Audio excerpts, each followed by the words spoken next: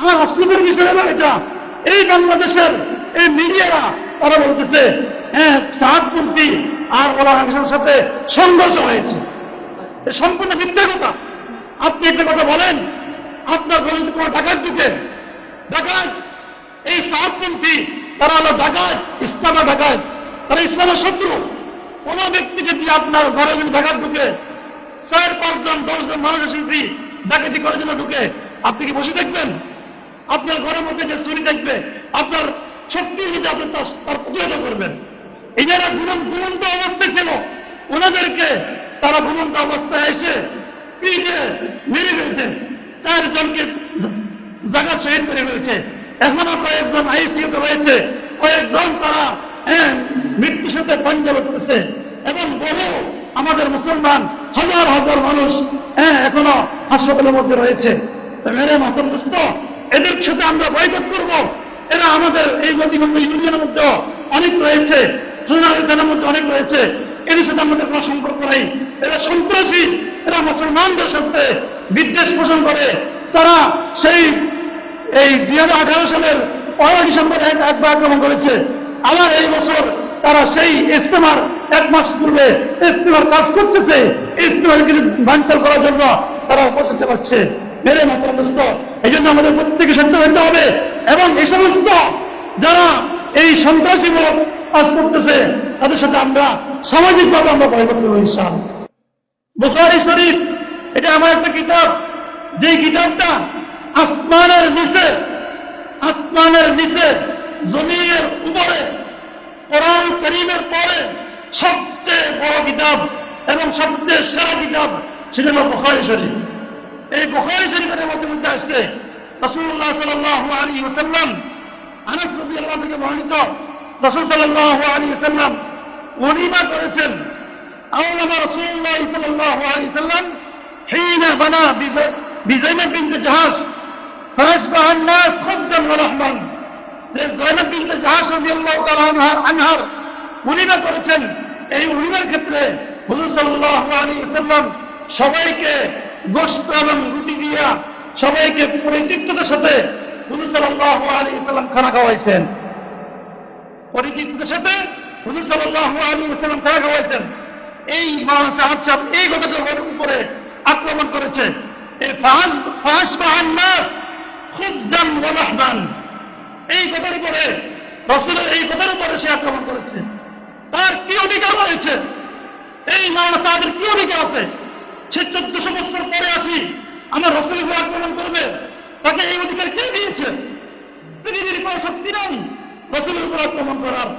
রাসূলের কথার উপরে কথা বলার অধিকার পৃথিবীর কোনো শক্তি নাই। এই মাওলানা সাহেব বলে হুজুর সাল্লাল্লাহু আলাইহি ওয়াসাল্লাম এই যে মানুষদেরকে রুটি এবং বসতি খানা খাওয়াইছে, রাসূল সাল্লাল্লাহু আলাইহি ওয়াসাল্লাম অপচয় করেছে। সবাই বলেন নাউযুবিল্লাহি মিন যালিক। الحمد لله نحمده ونستعينه ونستغفره ونؤمن به ونتوكل عليه ونعوذ بالله من شرور أنفسنا ومن سيئات أعمالنا. من يهده الله فلا مضل له ومن يضلله فلا هادي له. ونشهد أن لا إله إلا الله ونشهد أن محمدًا عبده ورسوله أرسله الله سبحانه وتعالى إلى كافة الناس بشيرا ونذيرا وداعيا إلى الله بإذنه وسراجا منيرا. أما بعد فقد قال الله سبحانه وتعالى في القرآن الكريم وفرقانه الحميد بعد أعوذ بالله من الشيطان الرجيم. بسم الله الرحمن الرحيم. وقل جاء الحق وزهق الباطل إن الباطل كان زهوقا. وقال النبي صلى الله عليه وسلم لا تقوم الساعة حتى لا يقال في الأرض الله الله أو كما قال النبي عليه الصلاة والسلام الحمد لله الله جل جلاله عمن وشش مهرباني আল্লাহ সুবহানাহু ওয়া তাআলা আমাদেরকে পবিত্র জীবন আদায় করার জন্য আল্লাহ পাকের ঘরে আসার এবং বসার তৌফিক নসিব করেছেন। এই জন্য আমরা অন্তঃস্থল থেকে কালিমাত শুকর আদায় করি আলহামদুলিল্লাহ। আল্লাহ জাল্লা জালালুহু আম্মা ওয়ালুহু দুনিয়াতে মানুষ যাতে করে হক অনুযায়ী চলতে পারে, হকের উপর অটল অবিচল থাকতে পারে, এই জন্য আল্লাহ পাক যুগে যুগে আম্বিয়া আলাইহিস সালাতু ওয়াস সালামদেরকে দুনিয়ার মধ্যে প্রেরণ করেছেন এবং আম্বিয়া আলাইহিস সালাতু ওয়াস সালাম ওনারা হকের দিকে মানুষদেরকে আহ্বান করেছেন, মানুষদেরকে হকের দিকে দাওয়াত দিয়েছেন। এই দাওয়াতের এই তরিকা, দাওয়াত তাবলীগের এই মেহনত সমস্ত আম্বিয়া আলাইহিস সালাতু ওয়াস সালাম করেছেন। সমস্ত আম্বিয়া কেরাম দাওয়াত ইলাল্লাহর মেহনত করেছেন, মানুষদেরকে ভালোর দিকে আহ্বান করেছেন এবং মন্দ থেকে খারাপ থেকে নিষেধ করেছেন। এই দাওয়াতের মেহনতের উসিলায় আল্লাহ জাল্লা জালালুহু আম্মা ওয়ালুহু হর জামানাতে, হর নবীর জামানাতে আল্লাহ পাক মানুষের জীবনকে পরিবর্তন করাইছেন আম্বিয়া কেরামের দাওয়াতের উসিলায়। আম্বিয়া কেরাম যখন দাওয়াতের মেহনত করেছেন, এই দাওয়াতের মেহনতের উসিলায় আল্লাহ জাল্লা জালালুহু আম্মা ওয়ালুহু মানুষদের জীবনের মধ্যে পরিবর্তন করেছেন। তার ধারাবাহিকতায় আম্বিয়া কেরামের ধারাবাহিকতায় আমাদের নবী আকায়ে নামেদার তাজদার মদিনা সরদার দো জাহাঁ হযরত মুহাম্মদ মুস্তাফা সাল্লাল্লাহু আলাইহি ওয়াসাল্লাম তিনিও এই দাওয়াত ইলাল্লাহর মেহনত করেছেন, মানুষদেরকে আল্লাহ পাকের দিকে আহ্বান করেছেন। যেই যুগকে বলা হয় আইয়ামে জাহিলিয়ত, যেটা একেবারে অন্ধকারাচ্ছন্ন যুগ ছিল, যেই জামানাতে মানুষ কন্যা সন্তান হওয়াকে লজ্জাজনক মনে করত এবং কন্যা সন্তানগুলোকে, মেয়ে সন্তানগুলোকে তারা জীবন্ত অবস্থায় কবর দিয়ে দিত, তারা দমন করে ফেলত। ওই জামানাতে রাসূল সাল্লাল্লাহু আলাইহি ওয়াসাল্লাম এসেছেন, আর রাসূলের উসিলায় ওই মানুষগুলো যেগুলো এত বর্বরতা, যাদের মধ্যে এত বর্বরতা ছিল, ওই বড় বড় যুগের মানুষগুলো সোনালী যুগে পরিণত হয়েছে রাসূলের দাওয়াতের উসিলায়, দাওয়াত ইলাল্লাহর মেহনতের উসিলায়। এই দাওয়াত হর জামানাতে ছিল, দীর্ঘদিন এক এক সময় এক এক তরিকায় ছিল।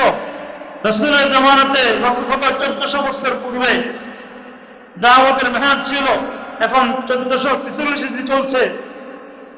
এরপর ওই জামানাতে ব্যক্তি ব্যক্তি দাওয়াত দিত, কিন্তু এর যুগের পরিবর্তনের কারণে এক এক সময় এক এক মেহাজে, এক এক সময় এক এক পদ্ধতিতে দাওয়াতের মেহনত চলছে। দাওয়াতের মেহনত কখনো বন্ধ হয় নাই। গত 100 বছর পূর্বে হযরত মাওলানা ইলিয়াস রাহমাতুল্লাহি আলাইহি, যিনি দারুল উলুম দেওবন্দের তালেবে ইলমের মধ্যে থেকে একজন, যিনি দারুল উলুম দেওবন্দের শিষ্যদের মধ্যে থেকে একজন, তিনি সেই রাসূল সাল্লাল্লাহু আলাইহি ওয়াসাল্লামের জামানাতে যেভাবে ব্যক্তি ব্যক্তি দাওয়াত দেওয়া হতো, ওই তরতিবে আবার দাওয়াত ইলাল্লাহর মেহনত তিনি শুরু করেছেন। তিনার এই মেহনতের উসিলায় শুধু হাজার হাজার মানুষ নয়, লক্ষ লক্ষ মানুষ, কোটি কোটি মানুষ এই দ্বীন ইসলামের পথ পেয়েছে। অন্ধকার মানুষগুলো, যাদের দিলগুলো অন্ধকার ছিল, এই অন্ধকারাচ্ছন্ন মানুষগুলো আলোয় পরিণত হয়েছে, যারা আইয়ামে জাহিলিয়াতের মধ্যে যাদের জীবনগুলো অন্ধকারাচ্ছন্ন ছিল, যারা গুনাহে অন্ধকারের মধ্যে নিমজ্জিত ছিল, ওই সমস্ত মানুষগুলো হেদায়েতের আলো পেয়েছে। যে সমস্ত মানুষগুলো জীবনে মসজিদের দিকে পাওয়া এগোতো না, ওই সমস্ত মানুষগুলো এখন তাহাজ্জুদ গুজার হয়ে গিয়েছে। এরকম একজন দুইজন মানুষ নয়, হাজার মানুষ নয়, লক্ষ লক্ষ মানুষ এভাবে তারা অন্ধকারাচ্ছন্ন মানুষগুলো তারা হেদায়েতের আলো পেয়েছে। যারা বেনামাজি ছিল তারা নামাজি হয়েছে, যারা রোজা রাখতো না তারা রোজা রাখা শুরু করেছে, যারা দ্বীন ইসলামের সাথে যাদের সাথে কোনো সম্পর্ক ছিল না তারা তারা ওই দ্বীন ইসলামের ছায়াতলে এসেছে। তো মেরে মাতার দোস্ত, এই দাওয়াত তাবলীগের এই মেহনত সেই শুরু হয়েছে হযরত মাওলানা ইলিয়াস রহমতুল্লাহ আলাইহি থেকে। উনি যখন এই মেহনতকে শুরু করেছেন, মেহনত শুরু করার পরে মেহনত শুরু করতেই ওনার সাথে ওই জমানার বড় বড় মুফতিয়ানে কেরাম, মুহাদ্দিসিনে কেরাম, ফুকাহায়ে কেরাম, হযরত থানভী রহমতুল্লাহ আলাইহি ছিলেন, মুফতি কিফায়াতুল্লাহ সাহেব রহমতুল্লাহ আলাইহি ছিলেন, ওনার ভাতিজা হযরত শেখ জাকারিয়া রহমতুল্লাহ আলাইহি ছিলেন, যিনাকে পুরা ভারত উপমহাদেশের মধ্যে যিনাকে এক নামে চিনত, শেখুল হাদিস নামে এক ব্যক্তি ছিল, শেখুল হাদিস নামে এক ব্যক্তি ছিল, তিনি হলেন শেখুল হাদিস জাকারিয়া রহমতুল্লাহ আলাইহি। তিনার পরামর্শে তিনাদের পরামর্শ নিয়ে হযরত মাওলানা ইলিয়াস রহমতুল্লাহ আলাইহি এই কাজ শুরু করেছেন। এবং যে কোনো কাজ শুরু করতেন, যে কোনো কাজ করতেন, প্রথমে ওলামায়ে কেরামের সাথে পরামর্শ করতেন এবং পরামর্শ করে এই কাজকে আরম্ভ করেছেন। সেই সময় থেকে নিয়ে আজ পর্যন্ত হার জামানাতে এই দাওয়াত তাবলীগের মেহনত এটা ওলামায়ে কেরামের তত্ত্বাবধানে চলে আসছে। হার জামানাতে এটা ওলামায়ে কেরামের তত্ত্বাবধানে চলছে এবং কিয়ামত পর্যন্ত এই দাওয়াত তাবলীগের এই মেহনত, এই দাওয়াত তাবলীগের এই মেহনত যে কিয়ামত পর্যন্ত ওলামায়ে কেরামের তত্ত্বাবধানে চলবে। কোন জাহেল, কোন মূর্খের তত্ত্বাবধানে চলবে না। আমরা যদি এখনো তাকাই, গত 100 বছর থেকে যদি তাকাই, সমস্ত মারকাজের যিনারা দায়িত্ব পালন করছেন, যিনারা আমাদের আকা, যিনারা আমাদের পথ প্রদর্শক, সমস্ত মারকাজ ওলামা মারকাজ চালাচ্ছেন হযরত ওলামায়ে কেরাম। ওলামায়ে কেরামের পরামর্শে এই দাওয়াত তাবলীগের সমস্ত মারকাজগুলো চলছে।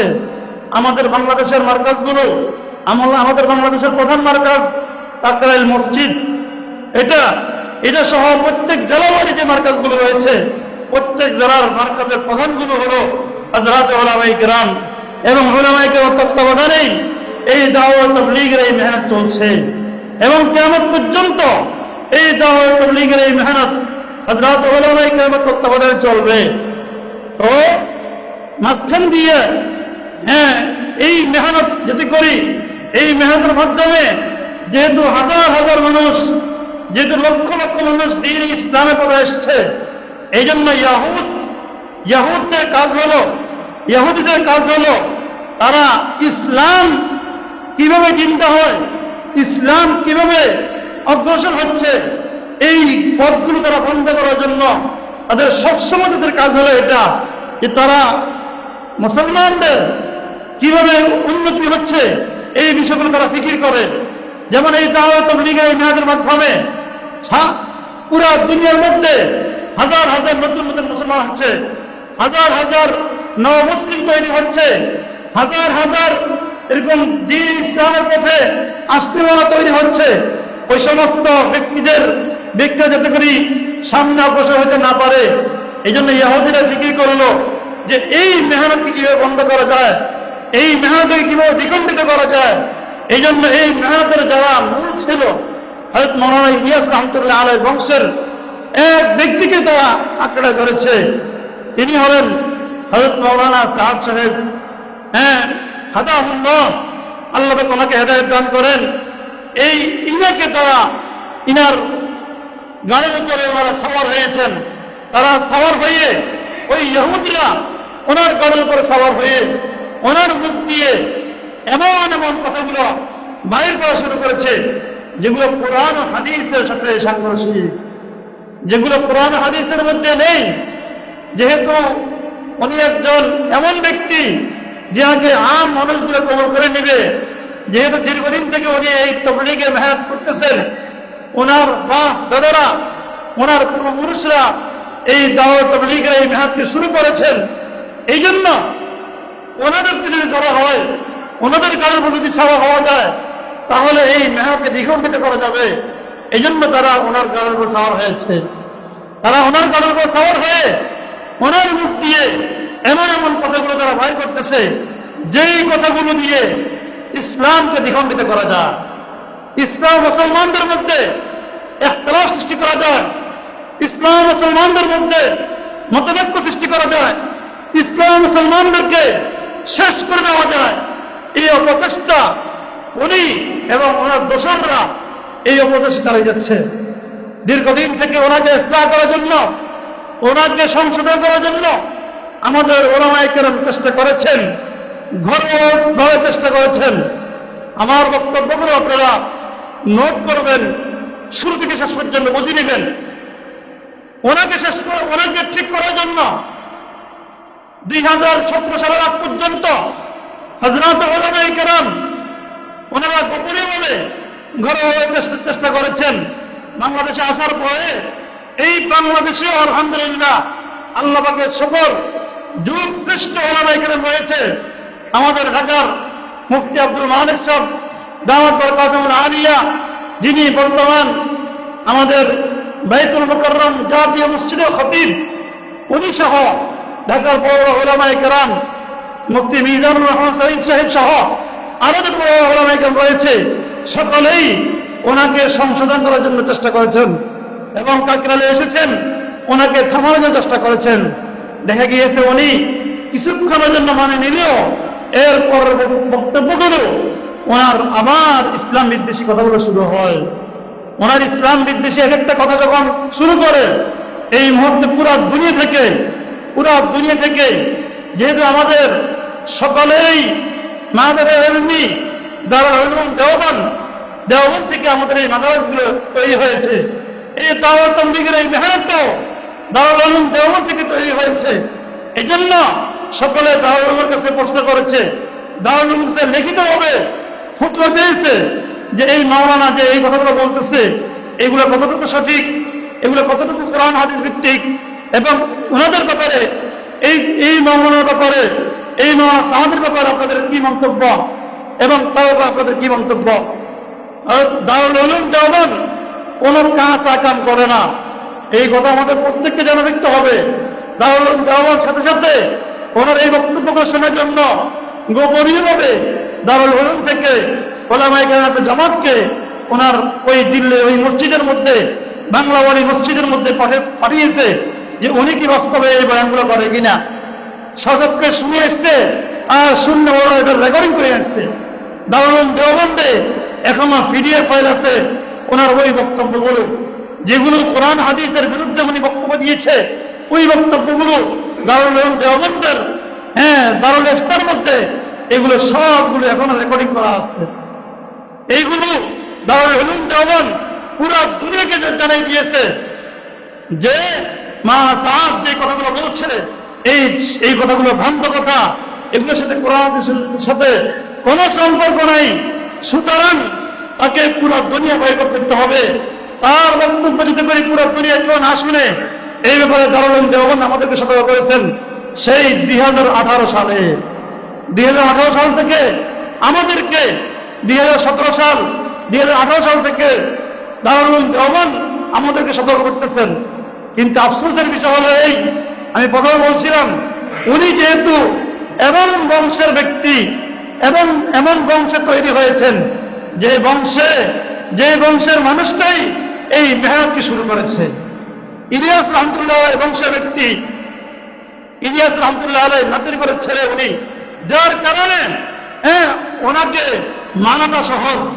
এই কারণে পুরো দুনিয়ার কিছু অংশ, কয়েকটা অংশ ওনাকে মেনে নিয়েছে এবং ওনার মন্তব্যগুলোকে তারা দিলের মধ্যে গেঁথে নিয়েছে। গেঁথে নিয়ে তারা একটা দল হয়ে গিয়েছে এবং তারা ইসলামের বিদ্বেষ বলা শুরু করেছে, এবং উনি যেই কথাগুলো বলা শুরু করেছে ওই কথাগুলোকে তারা মেনে নিয়েছে, এবং তারা এই কথাগুলোকে মেনে নিয়ে তারা পুরো জমহুর উলামায়ে কেরাম, পুরা দুনিয়ার উলামায়ে কেরাম একদিকে, আর তারা এই সাহাবপন্থীরা তারা আরেক দিকে। পুরো দুনিয়ার উলামায়ে কেরাম বলতেছে মাওলানা সাহাব এটা ভ্রান্ত মতবাদ, সে ভ্রান্ত মতবাদগুলো প্রকাশ করতেছে মুসলমানদের জন্য। আর তারা বলতেছে আমাদের মাওলানা সাহেব, আমাদের আমির, আমাদের বিশ্ব আমির, তিনি যে কথাগুলো বলতেছে এগুলো হক বলতেছে। তো মেরে মহতরম দোস্ত, আমাদেরকে এখন চিন্তা করতে হবে যে এরা কি হক না উলামায়ে কেরাম হক। আরেকটা বিষয় আমাদেরকে জানতে হবে, কোন একজন আলেম, একজন ব্যক্তি সে ভ্রান্ত মতবাদ হতে পারে, কোন একজন আলেম সে ভুল দেখতে পারে, কিন্তু জমহুর উলামায়ে কেরাম, পুরা বাংলাদেশের উলামায়ে কেরাম ভুলের উপর আছে, এই কথা কেউ বললে বিশ্বাস করা যাবে না। পুরা সমস্ত ডাক্তাররা ভুল করতেছে, আমি একজন গ্রাম্য ডাক্তার, আমি ভালো করতেছি, আমি যেটা বলছি এটাই সঠিক, আমি যে ওষুধটা দিয়েছি এই ওষুধটাই সঠিক। আর ঢাকা শহরের বড় বড় MBBS, SPBS যত বড় ডাক্তাররা রয়েছে সমস্ত ডাক্তাররা ভুল করেছে, আর আমাদের মুক্তিগঞ্জের এই ছোট্ট একটা ডাক্তার সে সঠিক বলেছে। এই কথা কি দুনিয়ার কেউ মানে নিবে? কেউ এই কথা মানে নিবে না যে পুরো দুনিয়ার সমস্ত ডাক্তাররা ভুল করেছে, পুরো দেশের সমস্ত ডাক্তাররা ভুল করেছে, এই ডাক্তার তো সঠিক, এই কথা কেউ মানে নিবে না। ওই কথাটা যে কেউ মানে নিবে না, এরকম ভাবে এই দাওয়াত তাবলীগের মধ্যে মাওলানা সাহেব যে কথাগুলো শুরু করেছে এই কথাগুলো পুরা দুনিয়ার কেউ মানিয়ে নিবে না।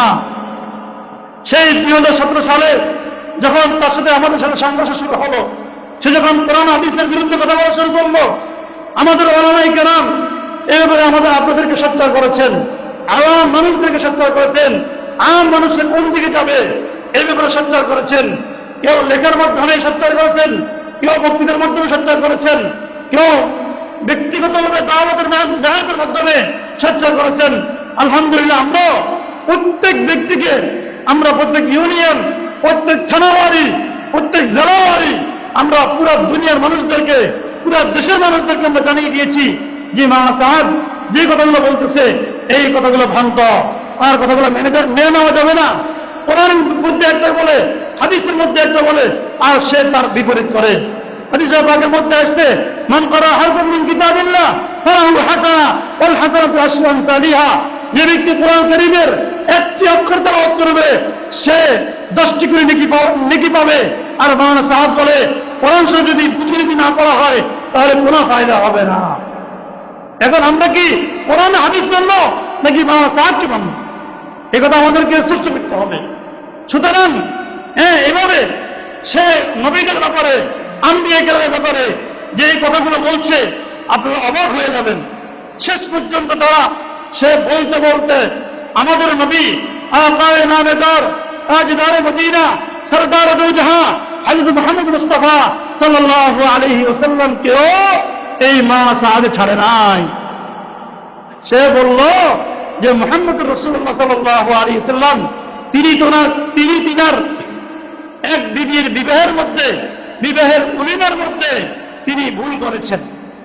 যে তিনি ভুল করেছেন হযরত জয়নব বিনতে জাহাশ রাদিয়াল্লাহু তাআলা আনহু, ওনার হযরত জয়নব বিনতে জাহাশ রাদিয়াল্লাহু তাআলা আনহা ওনাকে যে বিবাহ করেছেন, ওই বিবাহের মধ্যে যে উলিমা করেছেন এই উলিমার মধ্যে উনি ইসরাফ করেছেন। হযরত রাসূল সাল্লাল্লাহু আলাইহি ওয়াসাল্লাম কি করেছেন? ইসরাফ করেছেন। উনি ইসরাফের গুনাহগার হবে। অথচ বুখারী শরীফের riwayat মধ্যে আসছে হুজুর সাল্লাল্লাহু আলাইহি ওয়াসাল্লাম বলেছেন, আমি আপনাদেরকে কিতাব দেখাবো, এটা মিশকাত শরীফ।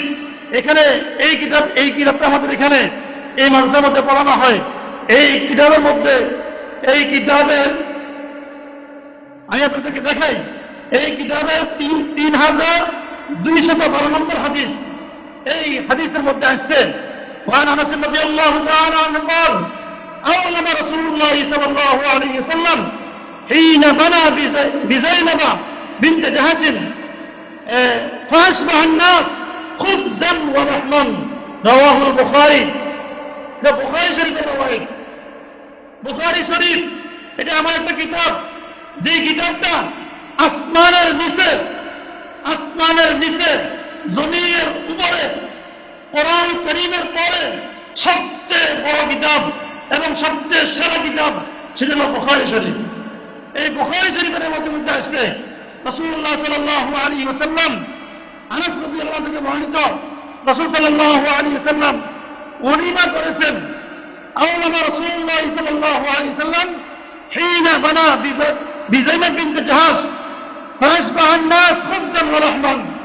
যে যায়েনাব বিনত জাহাশ রাদিয়াল্লাহু তাআলা আনহার ওলিমা করেছেন, এই ওলিমার ক্ষেত্রে হুজুর সাল্লাল্লাহু আলাইহি ওয়াসাল্লাম সবাইকে গোশত এবং রুটি দিয়া সবাইকে পরিতৃপ্ততার সাথে হুজুর সাল্লাল্লাহু আলাইহি ওয়াসাল্লাম খানা খাওয়াইছেন। পরিতৃপ্ততার সাথে হুজুর সাল্লাল্লাহু আলাইহি ওয়াসাল্লাম খানা খাওয়াইছেন। এই মাওলানা সাহাব সাহেব এই কথাটার উপরে আক্রমণ করেছে, এই ফাশবাহান নাস খুবজান ওয়া লাহমান, এই কথার উপরে, রাসূলের এই কথার উপরে সে আক্রমণ করেছে। তার কি অধিকার রয়েছে? এই মাওলানা সাহেবের কি অধিকার আছে? সে 1400 বছর পরে আসি আমার রাসূলের উপর আক্রমণ করবে, তাকে এই অধিকার কে দিয়েছে? পৃথিবীর কোন শক্তি নাই রাসূলের উপর আক্রমণ করার। রাসূলের কথার উপরে কথা বলার অধিকার পৃথিবীর কোন শক্তি নাই। এই মাওলানা সাহেব বলে হুজুর সাল্লাল্লাহু আলাইহি ওয়াসাল্লাম এই যে মানুষদেরকে রুটি এবং বসতি খানা খাওয়াইছে, রাসূল সাল্লাল্লাহু আলাইহি ওয়াসাল্লাম অপচয় করেছে। সবাই বলেন নাউযুবিল্লাহি মিন যালিক। সে বলছে এই অপচয় করেছে, অথচ হুজুর সাল্লাল্লাহু আলাইহি ওয়াসাল্লাম এরপরে হাদিসগুলোর মধ্যে কোন হাদিসের মধ্যে আসছে হুজুর সাল্লাল্লাহু আলাইহি ওয়াসাল্লাম আরেক বিবিকে বিবাহ করেছে, সফিয়া রাদিয়াল্লাহু আনহাকে বিবাহ করেছে। হ্যাঁ, এখানে আছে ফাদাউল মুসলিমিন ইলা ওয়ালিমাতিহি ওয়া মা কানা ফিহা মিন খুবজিন ওয়া লাহমিন ওয়া মা কানা ফিহা ইল্লা আমারা বিল আনতা ফাবুসিতা ফাউতি আলাইহি তামার ওয়াল হাত ওয়াস সামান। হুজুর সাল্লাল্লাহু আলাইহি ওয়াসাল্লাম কোন স্ত্রী এটা হযরত সফিয়া রাদিয়াল্লাহু তাআলাকে বিবাহ করেছে, সেখানে হুজুর সাল্লাল্লাহু আলাইহি ওয়াসাল্লাম খেজুর, পনির ইত্যাদি দ্বারা হুজুর সাল্লাল্লাহু আলাইহি ওয়াসাল্লাম কি করছেন? ওলিমা করেছেন। আপনার 3টা ছেলে, আমি একটাও আপনাদের উদাহরণ দিচ্ছি, 3টা ছেলে আপনি বিবাহ করালেন। কোন ছেলের বিবাহের সময় আপনি বড় আকারে গরু দিয়া ওলিমা করেছেন, আবার কোন ছেলের বিবাহের মধ্যে আপনার অবস্থা দুর্বল, এই কারণে আপনি ছাগল দিয়ে ওলিমা করেছেন। কোনো অসুবিধা আছে? কোনো অসুবিধা নাই। রাসূল সাল্লাল্লাহু আলাইহি ওয়াসাল্লামের অবস্থা অনেক ছিল, যে সময় ভালো অবস্থা ছিল, হযরত যায়েনাব বিনতে জাহাশ রাদিয়াল্লাহু আনহা যখন বিবাহ করেছেন তখন রাসূলের অবস্থা ভালো ছিল। এই কারণে রাসূল সাল্লাল্লাহু আলাইহি ওয়াসাল্লাম এই হযরত যায়েনাব বিনতে জাহাশের ওলিমার মধ্যে বড় আকারে দস্তরখান বিছাইছেন এবং বড় আকারে ওলিমা করেছেন। আর সে এই 1400 বছর পরে আসি সে বলতেছে হুজুর সাল্লাল্লাহু আলাইহি ওয়াসাল্লাম ইসলামের গুনাহগার হয়েছে। নাউযুবিল্লাহি মিন যালিক। আল্লাহ তাআলা আমাদেরকে এই ক্ষেত্র থেকে, এই সাহাবপন্থীদের এই ক্ষেত্র থেকে আল্লাহ তাআলা আমাদেরকে হেফাজত করেন। এই সাহাবপন্থীরা সেই 2018 সালের 1 ডিসেম্বর দুপুর যখন 1টা বাজে নামাজের সময় আমাদের মুসলমান ভাইদের উপরে তাদের কাজ হলো ইসলামকে ধ্বংস করে দেওয়া। তখন ইস্তেমা ছিল 12, 13, 14 জানুয়ারি ইস্তেমা ছিল, তার মানে 1 মাস পূর্বে 1 ডিসেম্বর তারা আমাদের মুসলমানদের উপর আক্রমণ করেছে। যারা ইসলাম আমাদের কাজ করতেছে, ওই কাজ করেওয়ালা আমাদের মুসলমান ওলামায়ে কেরাম তালেবে ইলমদের উপর আক্রমণ করেছে। তখনও হাজার হাজার তালেবে ইলমদেরকে, হাজার হাজার মুসলমান ভাইদেরকে তারা আহত করেছে। তখনও কয়েকজনকে তারা মেরে ফেলছে, তারা শহীদ করে দিয়েছে। আজকে এই গত মঙ্গলবার দিবাগত রাত্র যখন ঘড়ির কাঁটা যখন 2টার মধ্যে পৌঁছে, সেই মুহূর্তে আমাদের মুসলমান ভাইয়েরা তত্ত্বাবধানে আগামী 1 মাস পরে 31 জানুয়ারি এবং 1-2 ফেব্রুয়ারি আমাদের বিশ্ব ইজতেমা হবে। যে বিশ্ব ইজতেমার মধ্যে পুরা দুনিয়ার মানুষরা আসবে। আজকে কয়েক বছর পর্যন্ত তাদের সাথে আমরা পার্থক্য হওয়ার পর থেকে আলহামদুলিল্লাহ বিশ্ব ইজতেমা জায়গা দেওয়া যাচ্ছে না। ওই প্রস্তুতিমূলক এখন কাজ চলতেছে বিশ্ব ইজতেমা ময়দানের মধ্যে। ওই কাজ করতে করতে ক্লান্ত হইয়া তারা রাত্রে ঘুমাইছে, আর রাত্রে যখন 2টা বাজে সেই মুহূর্তে তারা আমাদের মুসলমান ভাইদের উপর আক্রমণ করেছে। আর আফসোসের বিষয় হলো এটা, এই বাংলাদেশের এই মিডিয়ারা তারা বলতেছে সাহাবপন্থী আর ওলামাদের সাথে সংঘর্ষ হয়েছে। সম্পূর্ণ মিথ্যা কথা। আপনি একটা কথা বলেন, আপনার গলিতে কোনো ডাকাত ঢুকে, ডাকাত এই সাতপন্থী, তারা হলো ডাকাত, ইসলামের ডাকাত, তারা ইসলামের শত্রু। কোন ব্যক্তিকে দিয়ে আপনার ঘরে যদি ডাকাত ঢুকে, 4-5 জন 10 জন মানুষের সাথে ডাকাতি করার জন্য ঢুকে, আপনি কি বসে থাকবেন? আপনার ঘরের মধ্যে যে চুরি থাকবে, আপনার শক্তি অনুযায়ী আপনি তার প্রতিহত করবেন। এনারা ঘুমন্ত অবস্থায় ছিল, ওনাদেরকে তারা ঘুমন্ত অবস্থায় এসে পিঠে মেরে ফেলছে, 4 জনকে জায়গা শহীদ করে ফেলেছে। এখনো কয়েকজন আইসিইউতে রয়েছে, কয়েকজন তারা মৃত্যুর সাথে পাঞ্জা করতেছে, এবং বহু আমাদের মুসলমান হাজার হাজার মানুষ এখনো হাসপাতালের মধ্যে রয়েছে। মেরে মাতৃষ্ট এদের সাথে আমরা বয়কট করব। এরা আমাদের এই মতিগঞ্জ ইউনিয়নের মধ্যে অনেক রয়েছে, সোনালী থানার মধ্যে অনেক রয়েছে, এদের সাথে আমাদের কোনো সম্পর্ক নেই। এরা সন্ত্রাসী, এরা মুসলমানদের সাথে বিদ্বেষ পোষণ করে।